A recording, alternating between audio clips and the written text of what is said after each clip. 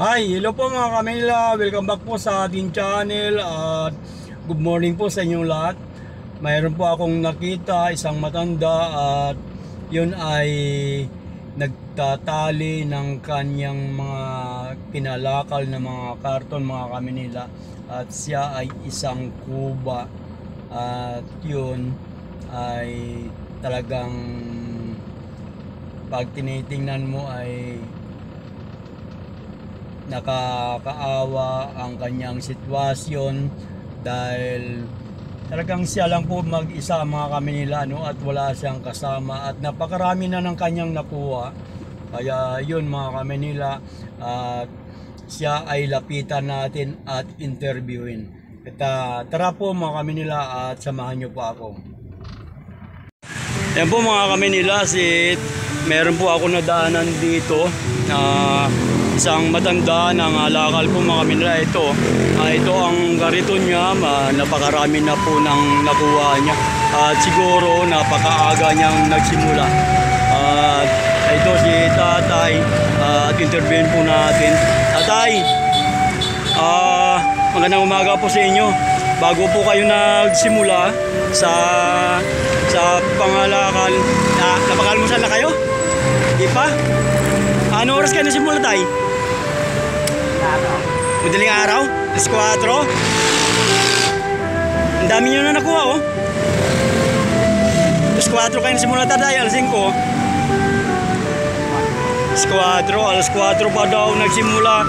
Mga Kamila, alas 4 pa si tatay nagsimula sa pangalakal. At ayun, ay talagang madaling araw po yun mga Kamila. At napakahirap talaga ng buhay na talagang katulad ni tatay. At yun, talagang nagsakripisyo para kumita sa araw-araw. At ano ba pangalan nyo? Super? May asawa po kayo, tatay? Pero may mga anak din kayo? Wala kayong anak? Kahit isa? Ibig sabihin, tatay, mula nung binata kayo, hindi kayo nakapag-asawa? Hindi pa daw po siya nakapag-asawa mula binata sa mga Kamila, at wala siyang asawa at wala siyang anak hanggang ngayon. Saan po kayo nakatira, tay?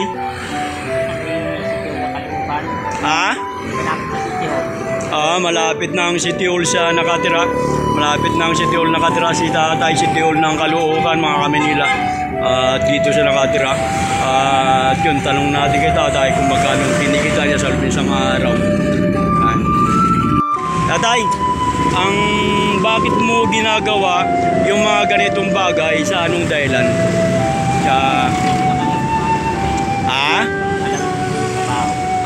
Yun ang talagang alam mo na trabaho, tatay. At wala na ibang pagkakitaan. At yun naman ay pinakamaganda yan, tatay, dahil kahit paano ay marangal na trabaho at hindi po kayo gumagawa ng masama, di ba? At yun, maganda yun. At kahit ganitong sitwasyon ni tatay, at yun, nakakabilib po mga Kamila, nakakabilib talaga si tatay. At yun, napakarami na po nakuha ni tatay. At yun, yung kalakal niya, napakarami na po. At tatay, magkano naman minsan kinikita nyo sa loob ng isang araw? 300. Pero pag ikaw lang po mag-isa, tatay, talagang medyo naman po yun. At paano ay talagang sapat naman po yun kung ang napakahirap nung talagang may pamilya ka at mayroon kang mga anak, katulad ng mga nangungupahan ka, at yun, napakahirap talaga. At yun mga Kamila, at yun si tatay, at mabuti na lang at walang asawa at walang anak. Tatay, ilang taon na po kayo? 44 na po si tatay, 44 na po siya. 44 na edad niya mga Kamila. At yun, si tatay, kahit sa ganitong paraan at talagang yun ang pinipilitan alagaan po natin mga kamila at yun talagang napakasipag ni tatay. Madaling araw pa lang po ay nagising na po si tatay para mangalakal at talagang sakripisyo talaga ang ganitong sitwasyon at yun tatay at laban lang po sa buhay tatay at yun ay talagang kung talagang may pangarap tayo sa buhay at yun kailangan lang natin lumaban sa buhay at ng talagang ano lang po no, kailangan natin magsakripisyo, diba tatay? Para makamtan natin ang kaginawaan ng buhay. Yung tatay, pag na-deliver mo, pag na-deliver mo po yan, at uwi ka na diretso niyan. Ang sa bahay mo, tatay, sa bahay mo, ikaw lang ba mag-isa nakatira doon? Wala ka kasama? Mayroon ka pang nanay tsaka tatay? Tatay wala na. Wala nang tatay, nanay na lang? Ilang taon na yung nanay nyo? Si 20. At parang ikaw na lang nagbubuhay? Hindi naman? Mayroon ka rin mga kapatid? At yun mga kami nila, si tatay ay mayroon din pala mga kapatid at mayroon siyang binubuhay din at ang kanyang nanay ay si 20 na daw. At nangupahan din po kayo ng bahay o sarili niyong bahay? Sa buti na lang sarili niyong bahay. Napakahirap talaga kung katulad niya nangupahan at ganito lang ang talagang inaasahan mo na bilang hanap buhay, no? At yun, daanan ko si tatay at pauwi na ako mga kamila at talagang kawawa. Hindi pa ako kayo nakalmusal? Hindi pa daw siya nakalmusal kasi nagsimula sa mga alas 4 at yun. Ay, saan mo deliver yan tatay? Malapit din sa Mesidiol. At yun ay malapit din sa Mesidiol niya. Ibibenta pala ito mga kamila at medyo may kalayuan pa po yun. At yun ay at magsakripisyo talaga siya para ipadyak niya papunta dun sa junk shop at dun siya nagbibenta. At yun mga kami nila. At yun si tatay ay paalis na mga kami nila at siya ay nadaanan ko. Ito tatay at mayroon po akong maibigay sa iyo at pagpasensyahan muna ito tatay. At yun ang makakayanan kong maitulong sa inyo at ako pauwi na at nakita ko kayo rito at napansin ko. Anong masabi mo tatay?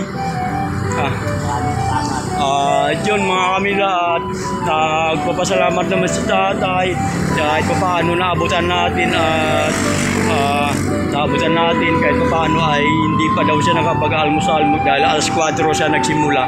At yung mga kamila paalis na po ako at yun pauwi po ako mga kamila at nadaanan ko si tatay at sinubukan kong in-interview siya tatay at yun lang po tatay at salamat at pauwi na po ako. Alay, bye-bye.